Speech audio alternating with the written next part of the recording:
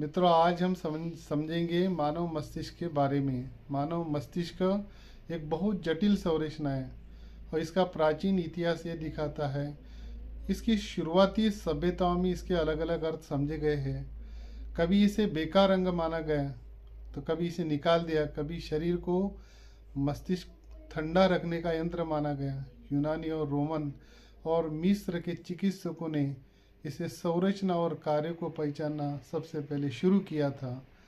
मानव मस्तिष्क, इसका इतिहास बहुत ही रोचक है, बहुत रहस्यात्मक है। इसमें मिस्र सभ्यता के बारे में सभी जानते हैं।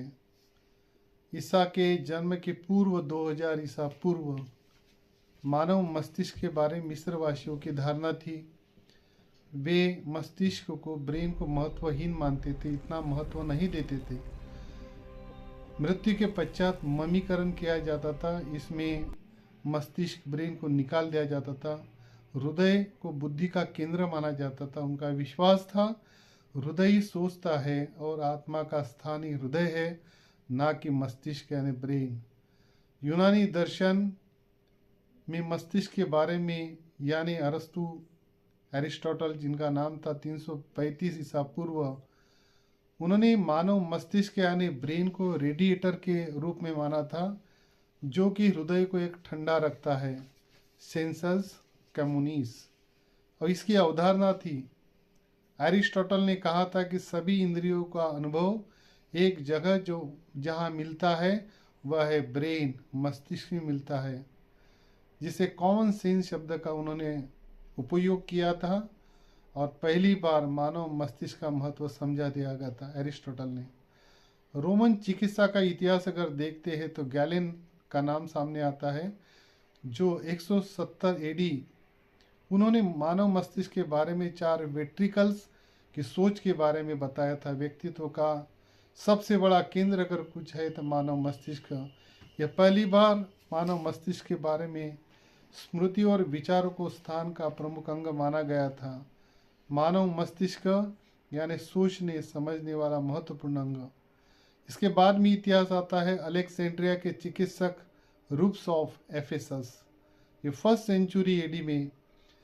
और इनका मानना था कि मानव का जो मस्तिष्क है, ब्रेन है, अनेक परतें इसमें होती है, जिसे उन्होंने नाम दिया था 2, पिया मैटर और दूसरा था ड्यूरा मैटर।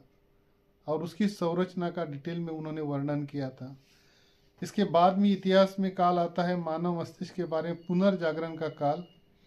एंड्रियास वेसालियस और 16वीं सेंचुरी में उन्होंने ब्रेन यानी तंत्रिका तंत्र के रूप में इसे विस्तृत, इसका नक्शा भी उन्होंने बनाया था और ये तर्क दिया था कि मानव मस्तिष्क वेंट्रिकल्स की सोच का एक बहुत ही अहम हिस्सा है।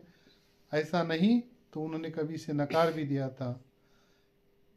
हम मानव इतिहास में ब्रेन और मस्तिष्क के बारे में महत्वपूर्ण बिंदुओं पर कुछ गलत फहमियां भी इस मानव मस्तिष्क के बारे में थी।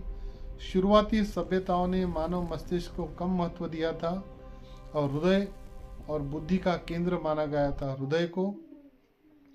धीरे धीरे इसमें विकास हुआ। यूनानी और रोमन चिकित्सकों ने मानव के ब्रेन यानी मस्तिष्क को सोच और स्मृति से जोड़ा और इसे महत्व दिया गया, उस बारे में, उस दिशा में सोचना शुरू किया। उसके बाद में एक साइंटिफिक टर्न आउट आया, जिसे पुनर्जागरण काल में जो शरीर की संरचना है व्यक्ति की, इसे तंत्रिका तंत्र को सही रूप में ब्रेन को समझने के लिए विकसित टेक्निक की गई। आप चाहेंगे कि मैं इन तथ्यों को एक सरल और टाइमलाइन में बता दूं, ताकि प्राचीन से आधुनिक काल तक मानव मस्तिष्क का विकास कैसे हुआ, इसकी समझ और इसका विकास आप लोगों को पता, हम लोगों को समझ सके। मानव का मस्तिष्क सही दिशा में काम करने के लिए अभी आधुनिक और सारी अवधारणाएं आई है। वैज्ञानिक सोच के कारण इसके कई संशोधन हुए हैं। हम आगे आने वाले वीडियोस में इसे सविस्तर समझेंगे। ऐसे ही विषयों के लिए इस चैनल के साथ में जुड़े रहिए। इस चैनल का नाम है ब्रेन माइंड लाइफ। इसमें मस्तिष्क के बारे में, मन के बारे में और जीवन के बारे में अनेक तथ्यों को उजागर किया जाएगा। सब्सक्राइब करिए, लाइक करिए, शेयर करिए, अपने दोस्तों को भेजिए। वीडियो बनाने के लिए काफ़ी सारी खोज की जाती है और आपके लिए ऐसे वीडियो हम बनाते रहेंगे। सब्सक्राइब करिए। Thank you.